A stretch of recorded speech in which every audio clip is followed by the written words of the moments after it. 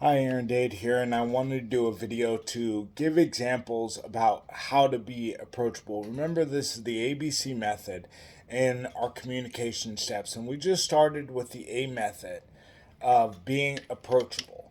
What does that really mean? Because a lot of people, when we're mentoring to them, when we're speaking God's word into them, or speaking into their marriages, and or if they're standing or if they're not, or whatever the situation may be, you always have this conversation about, well, how am I approachable? Am I approachable? How do I communicate this to one person or to another person? And I think that the greatest thing that the Lord was showing me is to not have too much emotion involved in it, because then you get in these situations where everything is offensive. But again, let's give some examples of just being approachable.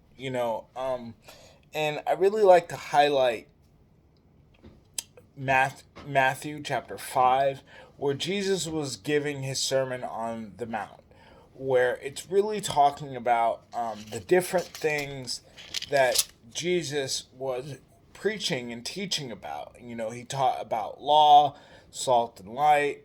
He taught about anger, starting in chapter 5. And then, it goes all the way. He spoke about vows, divorce, lust, retaliation.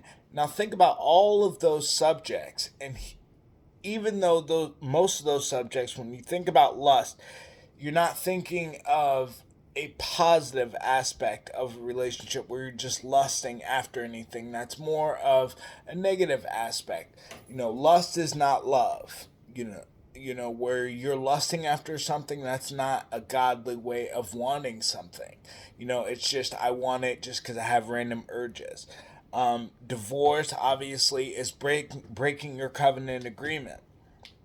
Your vows is your covenant agreement. You shall not make false vows. Retaliation obviously is vengeance, where somebody did something wrong to me, so I'm gonna do it back to them. And I'm just going over all these things really because these are examples of negative aspects that he was approachable about.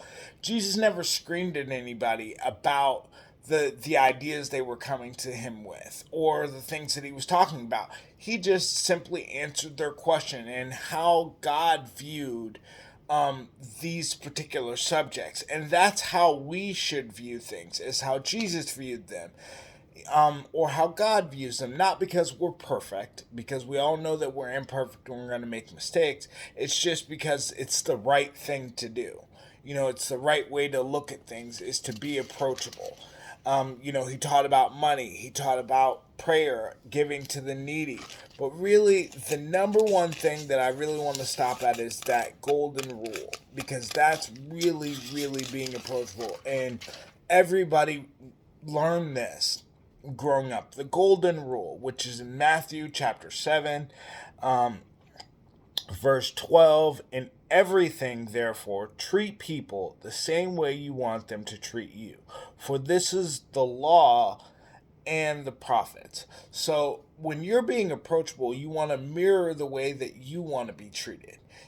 When you're being approachable, when somebody is talking to you about an idea, a lot of times, especially in couple relationships, you have these instances where I'm only approachable about the ideas I want to hear. When it's something that I want to hear about, then I'm plenty approachable. Then I will discuss that anytime that you feel like it. When it's something that I don't necessarily want to hear, then we get into these, well, I'm offended, I don't want to talk about it, and it's not necessarily that when you're in a situation where someone says, I don't want to talk about it, it may be the actual way that you're presenting it. And so you can change the wording and still make it approachable. For example, bringing up an instance about adultery, before these things happen. And everybody hears adultery, and everybody's ears kind of go in like, oh my gosh, it's like divorce. I can't believe he said that. But what if we actually had a genuine conversation that didn't make this topic seem toxic? That's being approachable. So if you're talking about adultery with your spouse and you're like, hey, how do you feel about me being with another person, what do you think about that? How does that make you feel? And then they look at you kind of funny. Is that being approachable?